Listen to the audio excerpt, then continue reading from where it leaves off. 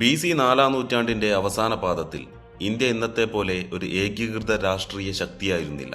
അക്കാലത്ത് വടക്കേ ഇന്ത്യയിൽ ആധിപത്യം പുലർത്തിയിരുന്ന ഏറ്റവും വലിയ സാമ്രാജ്യം നന്ദ രാജവംശമായിരുന്നു. ഇന്നത്തെ പാട്ന എന്ന പാടലീപുത്രം കേന്ദ്രീകരിച്ച് ഭരണം നടത്തിയിരുന്ന നന്ദ രാജാക്കന്മാർ അത്യന്തം സമ്പന്നരും കരുത്തരുമായിരുന്നു. ഗ്രീക്ക് ചരിത്രകാരനായ ദിയോദോറസ് സിക്കുലസ് രേഖപ്പെടുത്തിയതനുസരിച്ച് ലക്ഷക്കണക്കിന് കാലാൽപ്പടയും ആയിരക്കണക്കിന് കുതിരപ്പടയും രഥങ്ങളും ആനപ്പടയും ഉൾപ്പെട്ട ഒരു മഹാസൈന്യം തന്നെ അവർക്കുണ്ടായിരുന്നു. എന്നാൽ ഈ സമ്പത്തിനും സൈനിക ബലത്തിനുമപ്പുറം നന്ദഭരണം ജനങ്ങളിൽ കടുത്ത അതൃപ്തിയാണ് ഉണ്ടാക്കിയത്. അമിതമായ നികുതിഭാരം, കഠിനമായ ഭരണ നിയന്ത്രണങ്ങൾ, അധികാരികളുടെ അഹങ്കാരം എന്നിവ കാരണം കർഷകരും വ്യാപാരികളും ഉൾപ്പെടെ സാധാരണ ജനങ്ങൾ ഈ ഭരണത്തെ വെറുത്തിരുന്നു. ചുരുക്കത്തിൽ പുറമേ ശക്തമെന്ന് തോന്നിച്ചെങ്കിലും ആഭ്യന്തരമായ ജനരോഷം നന്ദ സാമ്രാജ്യത്തിന്റെ അടിത്തറ ഇളക്കിക്കൊണ്ടിരുന്ന കാലഘട്ടമായിരുന്നു അത്. ഇതേ സമയം ലോകത്തിന്റെ മറ്റൊരു ഭാഗത്ത് അലക്സാണ്ടർ ചക്രവർത്തി തന്റെ ജൈത്രയാത്രയുമായി ഇന്ത്യയുടെ വടക്കു പടിഞ്ഞാറൻ അതിർത്തി വരെ എത്തിയിരുന്നു. BC 326 നടന്ന ഹൈഡാസ്പസ് യുദ്ധത്തിൽ രാജാവ് പോറസ് ധീരമായി പോരാടിയെങ്കിലും പരാജയപ്പെട്ടു. വിദേശ ശക്തികൾക്ക് ഇന്ത്യയിലേക്ക് കടന്നു കയറാനാകുമെന്ന സത്യം അന്നത്തെ ഭരണാധികാരികളെ ഞെട്ടിച്ചു. ഈ അസ്ഥിരമായ സാഹചര്യത്തിലാണ് ചരിത്രത്തിന്റെ നിഴലുകളിൽ നിന്ന് ചന്ദ്രഗുപ്ത മൗര്യൻ എന്ന യുവാവ് ഉയർന്നു വന്നത്. താഴ്ന്ന കുടുംബത്തിലാണോ അതോ രാജവംശത്തിലാണോ ജനിച്ചതെന്ന കാര്യത്തിൽ ചരിത്രരേഖകളിൽ തർക്കമുണ്ടെങ്കിലും അവന്റെ നിശ്ചയദാർഢ്യത്തെക്കുറിച്ച് ആർക്കും സംശയമില്ലായിരുന്നു. ഭയത്തേക്കാൾ വലിയ ആഗ്രഹങ്ങളുമായി ആ യുവാവ് ഇന്ത്യയുടെ രാഷ്ട്രീയ ഭൂപടം മാറ്റിവരയ്ക്കാൻ തയ്യാറെടുക്കുകയായിരുന്നു. ചന്ദ്രഗുപ്തന്റെ ജീവിതത്തിലെ നിർണായക ശക്തി അവന്റെ ഗുരുവായിരുന്ന ചാണക്യനായിരുന്നു. അർത്ഥശാസ്ത്രത്തിന്റെ രചയിതാവായ അദ്ദേഹം അതിസമർത്ഥനായ ഒരു രാഷ്ട്രീയ തന്ത്രജ്ഞനായിരുന്നു. ഒരിക്കൽ നന്ദരാജാവിന്റെ സദസ്സിൽ വെച്ച് അപമാനിതനായ ചാണക്യൻ ആ രാജവംശത്തെ വേരോടെ പിഴുതെറിയുമെന്ന് ശപഥം ചെയ്തു. ഈ ലക്ഷ്യത്തിനായി ചാണക്യനും ചന്ദ്രഗുപ്തനും ചേർന്ന് ഒരു സവിശേഷ സൈന്യത്തെ രൂപീകരിച്ചു. നന്ദഭരണത്താൽ അടിച്ചമർത്തപ്പെട്ട കർഷകരും കാടുവാസികളും സാധാരണക്കാരുമെല്ലാം ആ സൈന്യത്തിന്റെ ഭാഗമായി. BC 322 അവർ നന്ദ സാമ്രാജ്യത്തിന് നേരെ ആക്രമണം ആരംഭിച്ചു. ആദ്യകാല പരാജയങ്ങളിൽ നിന്ന് പാഠം ഉൾക്കൊണ്ട് അതിശക്തമായ നീക്കങ്ങൾക്കൊടുവിൽ അവർ പാടലീപുത്രം പിടിച്ചെടുത്തു. അതോടെ നന്ദ സാമ്രാജ്യത്തിലെ അവസാന രാജാവായ ധനനന്ദന്റെ ഭരണം അവസാനിക്കുകയും ഭാരത ചരിത്രത്തിലെ സുവർണ അധ്യായമായ മൗര്യ സാമ്രാജ്യത്തിന് തുടക്കമാവുകയും ചെയ്തു.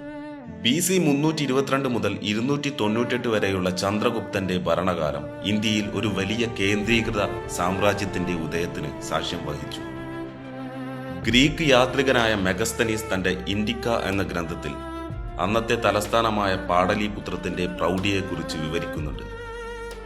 മരക്കോട്ടകളാലും നൂറുകണക്കിന് കാവൽപ്പുരകളാലും സംരക്ഷിക്കപ്പെട്ടിരുന്ന ആ നഗരം ലോകത്തിലെ തന്നെ ഏറ്റവും വലിയ നഗരങ്ങളിലൊന്നായിരുന്നു. പടിഞ്ഞാറൻ അതിർത്തിയിൽ സെലൂക്കിസ് നികേതറുമായി നടത്തിയ യുദ്ധം ഒരു സന്ധിയോടെയാണ് അവസാനിച്ചത്.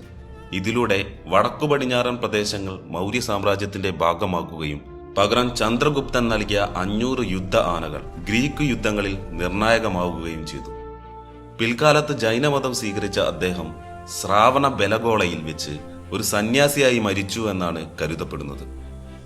ചന്ദ്രഗുപ്തന് ശേഷം അദ്ദേഹത്തിന്റെ മകൻ ബിന്ദുസാരൻ അധികാരമേറ്റു. BC 4-ാം നൂറ്റാണ്ടിന്റെ അവസാനത്തിൽ ജനിച്ചുവെന്ന് കരുതപ്പെടുന്ന ബിന്ദുസാരൻ പാടലീപുത്രം കേന്ദ്രമാക്കി ഭരണം തുടർന്നു. വലിയ മതിലുകളും കാവൽക്കാരും നിറഞ്ഞ കോട്ടവാതിലുകളുള്ള ഈ നഗരം സാമ്രാജ്യത്തിന്റെ ഹൃദയമിടിപ്പായി നിലകൊണ്ടു. ബിന്ദുസാരന്റെ ഭരണകാലം പൊതുവെ ശാന്തമായിരുന്നെങ്കിലും മൗര്യ സാമ്രാജ്യം ദക്ഷിണേന്ത്യയിലെ ഡെക്കാൻ മേഖലയിലേക്ക് വ്യാപിപ്പിക്കുന്നതിൽ അദ്ദേഹം വലിയ പങ്ക് വഹിച്ചിട്ടുണ്ട്.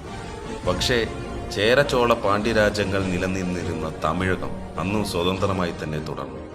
ശത്രുക്കളെ നശിപ്പിക്കുന്നവൻ എന്ന അർത്ഥമുള്ള അമിത്രഗാഥ എന്ന പേരായിരുന്നു ഗ്രീക്ക് രേഖകളിൽ അദ്ദേഹത്തിന് നൽകിയിരുന്നത്.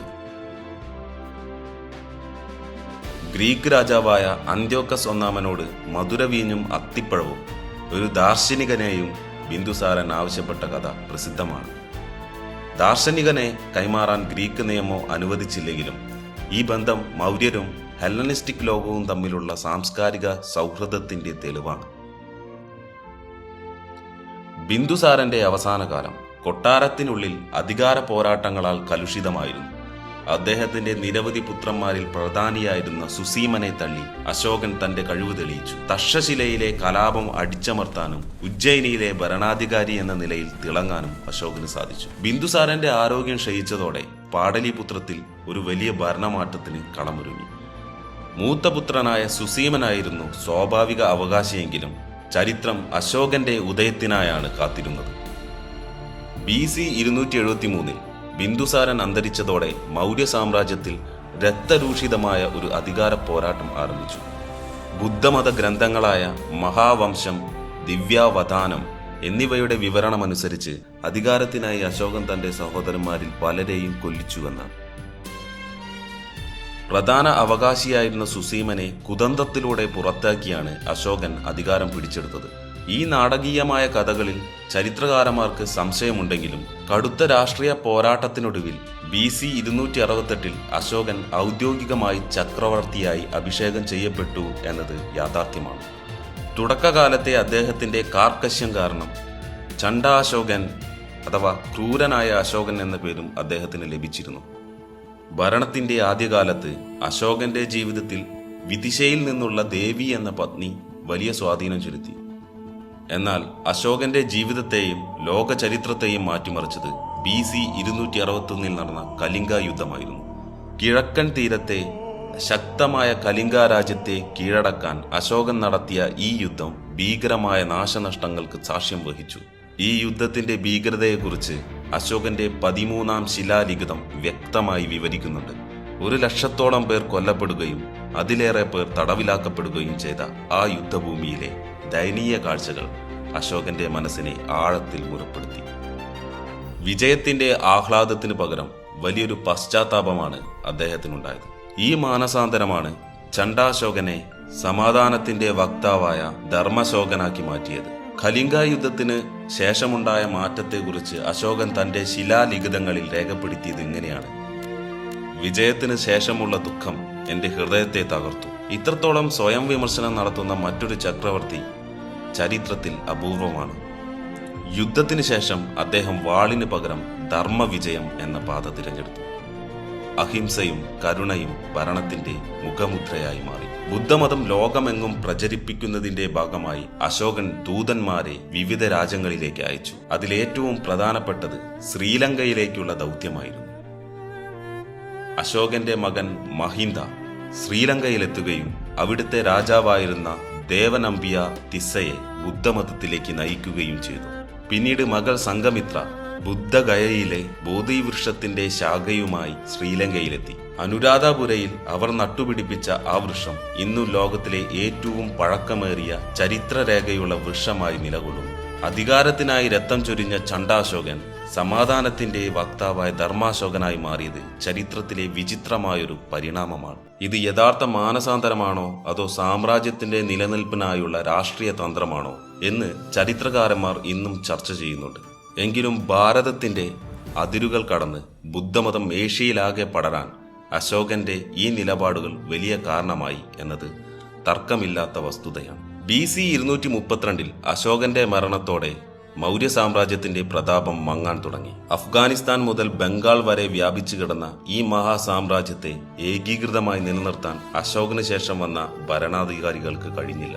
കേന്ദ്ര ഭരണം ദുർബലമായതോടെ പ്രാദേശിക ഗവർണർമാർ സ്വതന്ത്രരാകുകയും വടക്കു പടിഞ്ഞാറൻ അതിർത്തികളിൽ വിദേശ ശക്തികൾ സ്വാധീനമുറപ്പിക്കുകയും ചെയ്തു.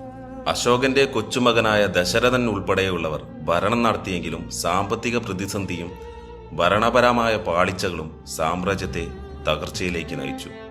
ഒടുവിൽ BC 185 മൗര്യ സാമ്രാജ്യത്തിലെ അവസാന രാജാവായ ബൃഹദ്രഥനെ അദ്ദേഹത്തിന്റെ തന്നെ സൈന്യാധിപനായിരുന്ന പുഷ്യമിത്ര ശുംഗൻ ഒരു സൈനിക അഭ്യാസത്തിനിടയിൽ വധിച്ചു.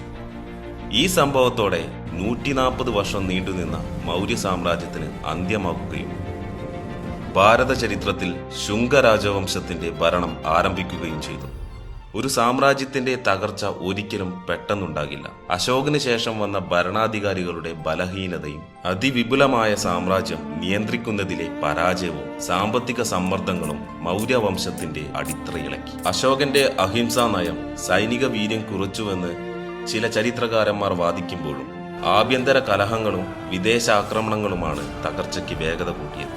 എന്നാൽ അധികാരം നഷ്ടപ്പെട്ടെങ്കിലും മൗര്യർ വിട്ടുപോയ പൈതൃകം ഇന്ത്യയുടെ ഭരണത്തിൽ ഇന്നും നിലനിൽക്കുന്നു. ഇന്ത്യയുടെ ആദ്യത്തെ കേന്ദ്രീകൃത ഭരണ സംവിധാനം, നികുതി, ചാരവ്യവസ്ഥകൾ, റോഡ് ശൃംഖലകൾ എന്നിവ പിൽക്കാല ഭരണാധികാരികൾക്ക് മാതൃകയായി. അധികാരവും ധർമ്മവും തമ്മിലുള്ള മനുഷ്യന്റെ നിരന്തരമായ പോരാട്ടത്തിന്റെ വലിയൊരു പാഠമായി മൗര്യ ചരിത്രം ഇന്നും ഭാരതീയ മനസ്സുകളിൽ ജീവിക്കുന്നു.